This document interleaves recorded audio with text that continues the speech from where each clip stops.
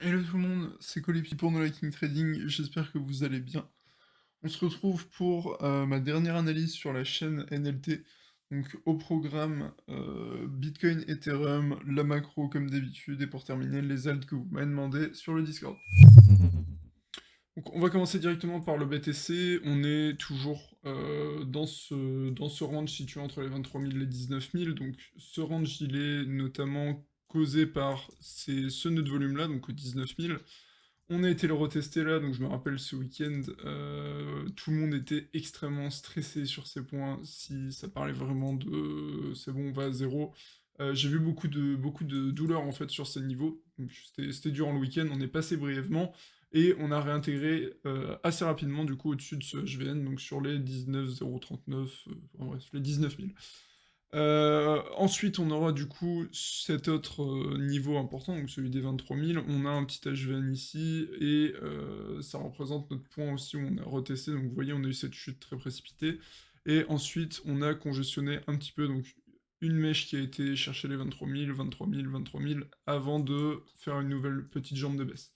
Donc on a ici quelques trucs intéressants, donc notamment du coup ces deux points, ça doit constituer pardon, une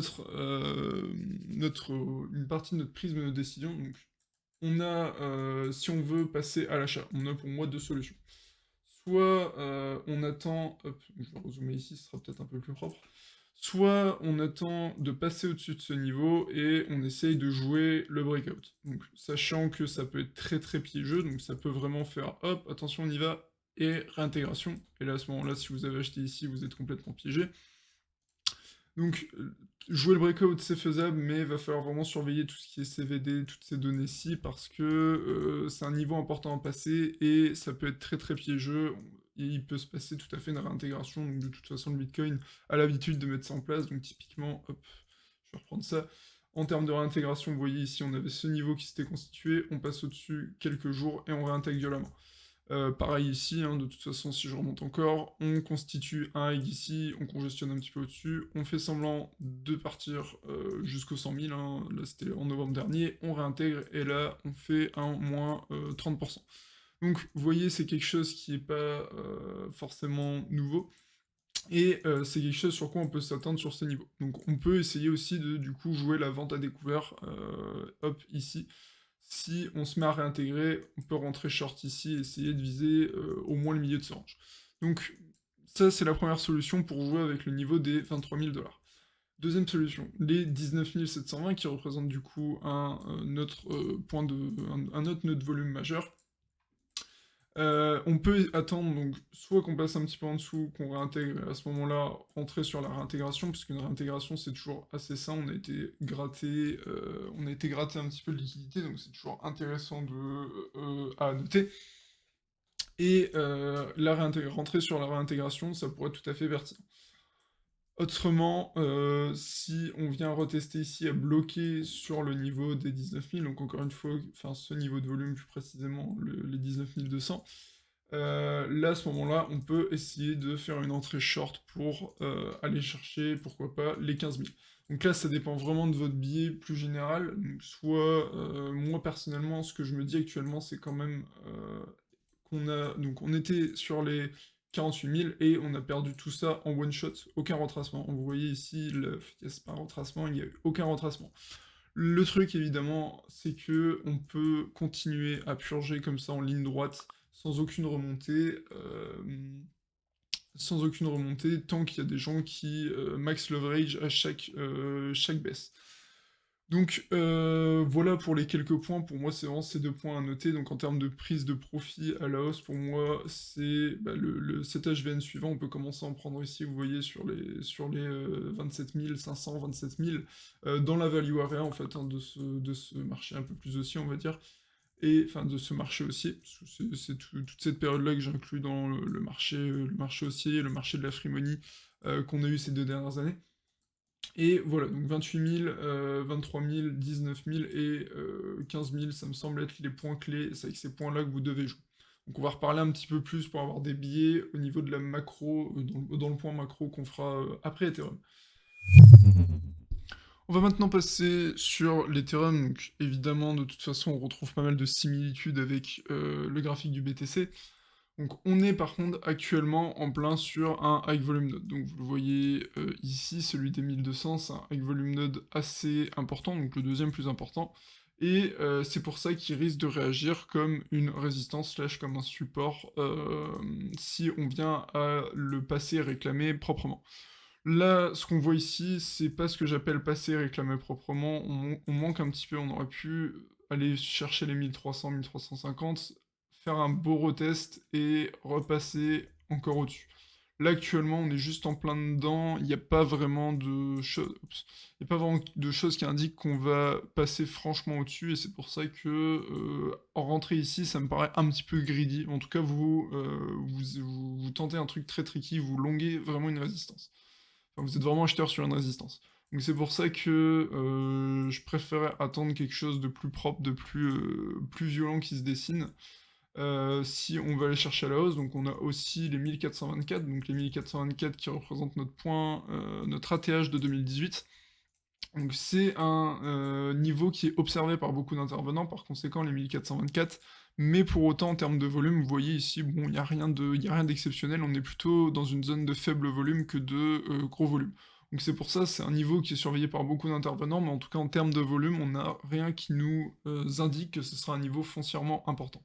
C'est pour ça que, donc là on a cet HVN, ensuite on en aura un autre ici, donc c'est vraiment les deux points passés, et ensuite entre ces deux niveaux, que vous voyez entre les 1350 et 1813, on a relativement peu de volume, et c'est pour ça que ça risque d'aller vite si on vient chercher jusqu'ici. Rajouter à ça évidemment tous les shorts qui s'accumulent, mais ça je ne l'ai pas dit sur BTC, mais c'est exactement pareil.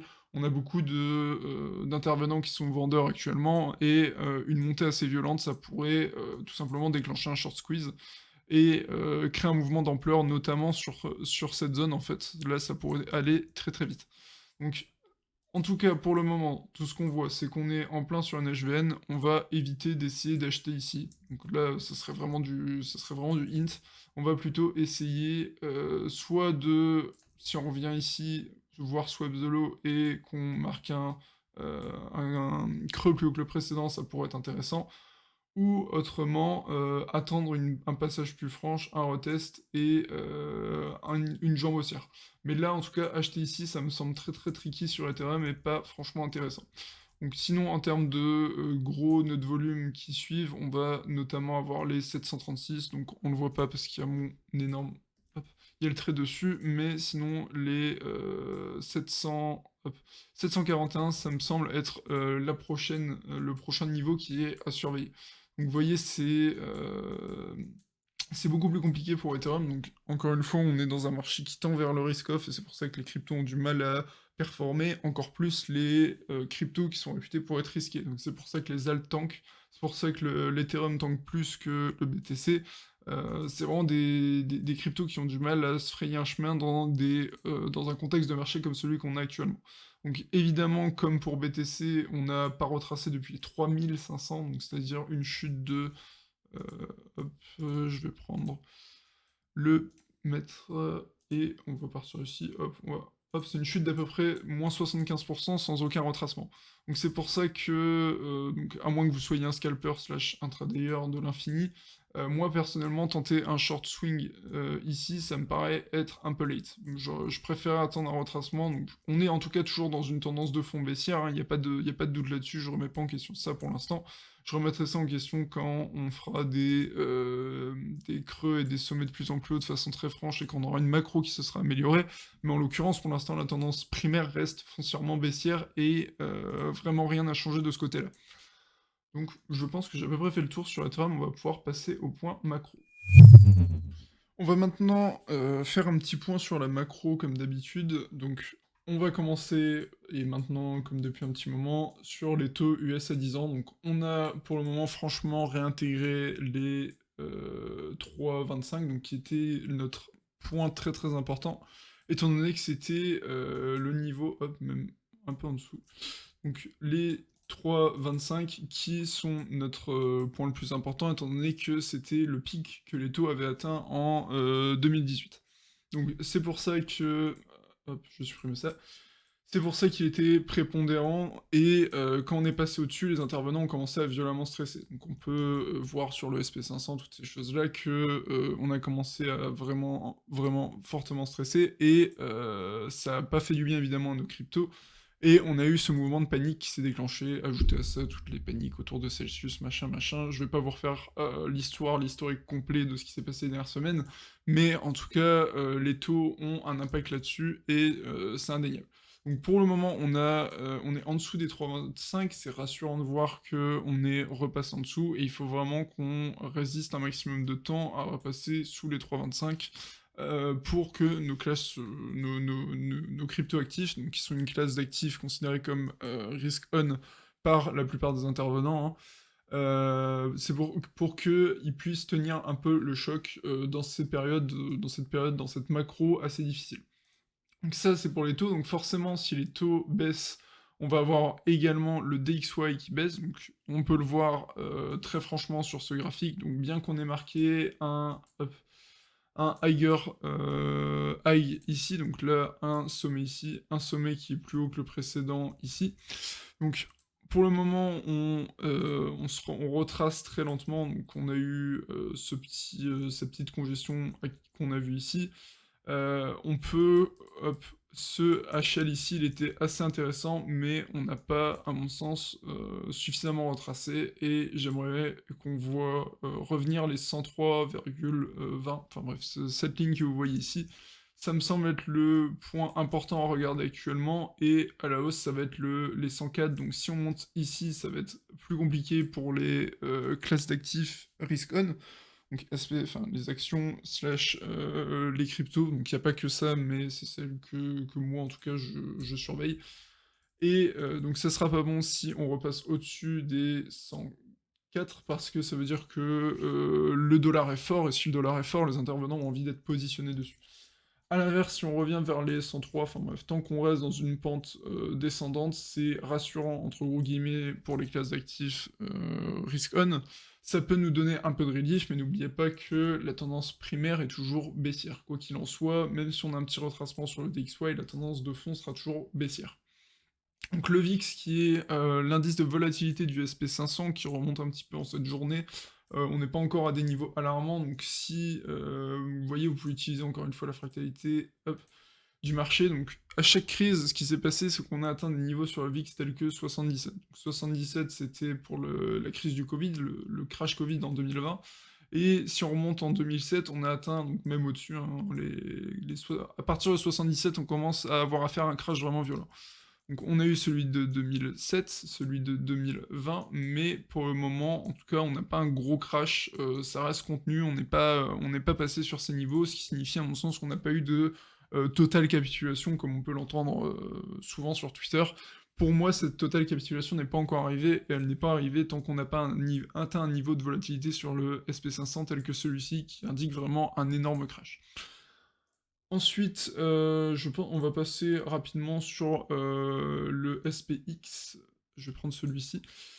Donc on a pour le moment, donc ça c'est l'ouverture du jour, donc c'est pas la folie, mais on a donc comblé intégralement ce gap. On arrive maintenant sur une résistance importante. Donc, cette résistance importante, c'est toutes ces bougies ici qui se sont accumulées, et donc on a passé, enfin on a buté ici, on a fini par réussir à passer au-dessus. Pour moi, on est actuellement ici dans la zone de résistance, parce elle a servi aussi à ce moment-là. Et on a donc, en plus de ça, comblé le gap, mais par contre, le potentiel upside qui nous reste, ça va être sur ces niveaux, donc entre hop, tous ces niveaux-ci, donc je vais me mettre peut-être ici, ici. Donc entre les 4015 et les 3957, c'est un immense gap. Donc pour moi, c'est le deuxième niveau à surveiller, et s'il se complète, donc si on vient chercher les 4018, là, à mon sens, faudra réellement chercher des entrées short. Donc même là, actuellement, on a déjà un bon rebond qui s'est fait. Donc si je le place, on a fait un rebond de 8%, donc pour les indices, c'est pas délirant, c'est déjà un rebond assez intéressant. Et à mon sens, on a déjà fait une large majorité du chemin sur le SPX. Donc On va maintenant passer un petit peu plus à ce qui relate de l'écosystème crypto. Hop, je vais enlever ça. On est toujours, on a vu quelques alts ces dernières semaines faire de très belles performances, donc je pense à Sol notamment qui a fait un plus 30%. Donc ça se ressent également sur la charte de la BTC Dominance, donc encore une fois, on est sur un retracement, on est toujours dans une logique de hausse, donc on a fait ici un creux plus haut que le précédent, et on a fini par atteindre des niveaux au-dessus de 50. Là, pour moi, c'est un peu pareil, donc c'est dans le sens où on fait toujours des creux de plus en plus haut, et la tendance reste à ce que le BTC s'alimente. Donc vous voyez ici, si on peut... si on est toujours du coup dans cette tendance, ce creux ici devrait être défendu, et en théorie, là, on commence à se rapprocher des niveaux où il va falloir, si vous avez spéculé sur les alternements, repasser cette spéculation sur le BTC, histoire de pouvoir profiter de la rotation de capital des alts vers le BTC, étant donné que la BTC dominance devrait poursuivre sa tendance et marquer encore un sommet plus haut que le précédent, ouais, un sommet plus haut que le précédent, mais surtout un creux plus haut que le précédent, et continuer son expansion. Donc je pense qu'on a à peu près fait le tour sur le point macro, je sais que c'est chiant pour bon nombre d'entre vous, mais à mon sens c'est tout simplement indispensable actuellement. Alors, on va passer directement sur le sol, donc première alt que vous m'avez demandé sur le Discord. Le sol est pour moi assez intéressant ici, donc notamment parce que il a réussi à passer du coup cette tendance court terme daily qu'on voit ici, donc c'est une des rares cryptos qui a réussi à la passer. Donc par exemple BTC ou ETH ou même une large majorité des alts, pour le moment ne réussissent pas à passer leur trend daily. Tandis que Sol, lui, pour le moment, il a réussi à la passer. Maintenant, à voir s'il va confirmer cette cassure de cette tendance, donc en la retestant ici avec succès, pour aller ensuite plus haut. Donc c'est vraiment ce qui importe pour le moment. Pour l'instant, il y a rien qui indique que ça ne va pas se faire, mais il va falloir vraiment suivre dans les 2-3 prochains jours ce qui va se passer, où en est cette tendance daily. Donc en plus de ça, on a une superbe confluence du coup avec ce point of control qui se situe sur les 39,47. Et c'est vraiment intéressant cette confluence des deux éléments. Donc on peut aussi, en plus de ça, ajouter un niveau horizontal, parce que vous voyez, on a fait cette grosse mèche ici. Et on est venu la retester pas mal de fois, donc je peux le mettre à mon avis, non pas en OV, je vais le mettre en point of interest. Donc on peut voir ici qu'on a travaillé du coup, je reprends le pinceau, ici on est venu le chercher, ici on a congestionné pas mal dessus, on est revenu le tester ici via cette mèche en tant que résistance pour finir par la passer, et pour le moment on essaye de la réclamer avec succès. Donc vous voyez, on a pas mal de confluence sur ce niveau des 39, autrement, pareil, si vous cherchez un achat sur Sol, le prochain niveau, ça sera du coup le HVN suivant, donc qui se situe sur les 30, et sur lequel on a déjà buté. Donc pour le moment, c'est ce qui me semble intéressant à jouer. Donc encore une fois, on a eu un énorme retracement sans... Enfin, une énorme jambe de baisse sans pour le moment aucun retracement. On commence à avoir des petits signes que ça peut se retourner ici, donc à mon sens, mieux vaut chercher des achats, donc notamment en spot. Donc pourquoi en spot? Parce que ce sera beaucoup plus facile, parce que si vous utilisez du leverage, vous allez potentiellement vous retrouver submergé, donc vous pouvez le faire avec du levier, mais évidemment, il faudra prendre en compte que ça peut se retourner et ajuster votre risque en conséquence. En tout cas, en spot, racheter ces niveaux, si on y retourne, ça me semble pas délirant. On a une invalidation relativement claire. Et voilà, donc je pense que j'ai à peu près fait le tour pour Sol. Niveau clé, du coup, si je devais récapituler, on aurait du coup celui-ci, c'est vraiment le plus important, celui qui dicte un peu tout. Confluence de trois éléments, à savoir niveau horizontal, tendance daily et point of control, donc ça fait pas mal de points clés. Et voilà, donc c'est ce niveau qui importe, et ensuite les 30, et ensuite les 51, donc les 51 qui sont notre plus haut de la première partie du bullrun, sur Sol en tout cas, et voilà, je pense que j'ai à peu près fait le tour, donc on va passer à l'alt suivante.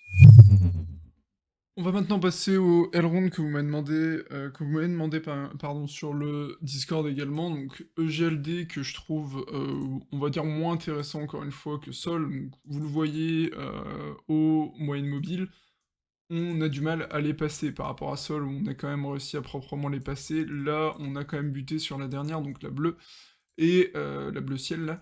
et c'est pour ça que ça me semble toujours être une alt moins, intéressante. Par contre, là où il y aurait quelque chose à jouer, très probablement, donc je prends encore une fois mon, volume profile à gamme fixe, je peux peut-être l'étaler un petit peu. Donc je vais reculer un petit peu et normalement ici, donc on a quelque chose qui est assez intéressant, donc à savoir c'est, ce point ici, donc ce premier HVN qui se situe donc sur les 65, on va dire un petit peu au-dessus. On a un gros creux de volume ici et on recommence à avoir un petit peu plus de volume sur les 80. Donc pourquoi pas essayer, hop, de jouer, hop, ces niveaux. Hop, j'en ai mis une de trop. Donc si vous voyez que on arrive à passer ici et qu'on réclame avec succès, je pense que ça peut être intéressant d'essayer de jouer, hop, je vais reprendre mon longue position. Donc essayer de jouer quelque chose comme ça, donc avec une invalidation relativement claire, donc on va dire que une invalidation serait ici, et on devrait avoir donc ici, on peut jouer quelque chose avec un ratio de 2 comme ça, et c'est à mon sens ce qui me paraîtrait intéressant de faire sur le GLD dans les prochaines semaines, donc à savoir tout simplement jouer entre les deux volume ici, pardon. Donc vous voyez qu'on a parfaitement réagi à ce point of control, à cet immense HVN.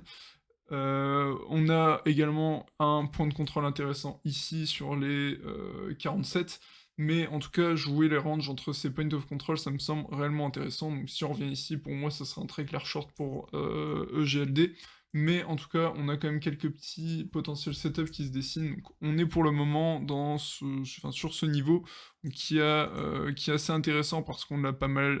Enfin, c'est celui qu'on a travaillé lors du bottom qu'on a fait l'été dernier. Donc vous voyez ici, creux ici, creux plus haut que le précédent, et derrière on est reparti, on a été chercher cette fois-ci un gros niveau, enfin on avait été quand même vachement violent sur la montée d'Ethereum, notamment la dernière jambe, on était quand même monté jusqu'au 543 pour le retrouver actuellement sur les 55 $. Donc vous voyez, on est sur une hausse absolument fulgurante, et je pense que beaucoup ne pensaient pas, donc quand on était sur tous ces niveaux ici, même au-dessus hein, évidemment, je pense que beaucoup ne pensaient pas retrouver le GLD sur ces prix-là, donc si vous êtes encore une fois un EGLD Trustor, ça peut être, on est clairement sur des niveaux intéressants pour accumuler encore une fois, même si je dis, enfin je vous explique sans arrêt qu'on est sur une tendance baissière de fond, machin et cetera.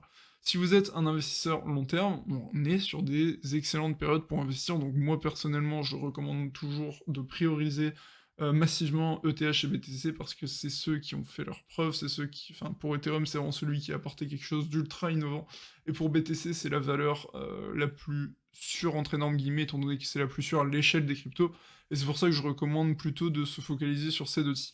Mais par contre, si vous êtes, si un projet, une altcoin qui vous plaisait et qui vous intéresse depuis un petit moment, oui, on est sur des bonnes périodes pour acheter. Mais restez mesuré dans votre capital, dans le capital que vous exposez aux alts, c'est vraiment quelque chose d'important. Donc voilà pour aujourd'hui l'équipe, c'était du coup ma dernière vidéo pour No Laking Trading, donc comme d'habitude j'espère qu'elle vous aura plu, j'espère que mes vidéos vous auront plu et qu'elles auront aidé certains d'entre vous, donc auquel cas ça me ferait beaucoup plaisir, donc n'hésitez pas à venir discuter de toute façon avec moi sur Twitter, je reste sur le Discord No Laking Trading également, donc toujours totalement ouvert à la discussion, j'espère que ça en aura aidé au moins certains d'entre vous.